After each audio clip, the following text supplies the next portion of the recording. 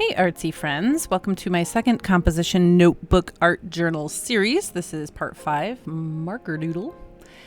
Before I get started, I am kind of experimenting with this second pass through a composition notebook, and I did not prepare pages by gluing them and decided that I need to do a little bit more of that. So this last page that I did was this collage with the security envelopes, and it was really curling a lot. So I went and got my glue stick and glued some pages together, and then I wanted to start my doodle on a page that was going to be completely blank, as opposed to having some pre-existing writing on them. I'll save those pages for like paint when I can cover it all up.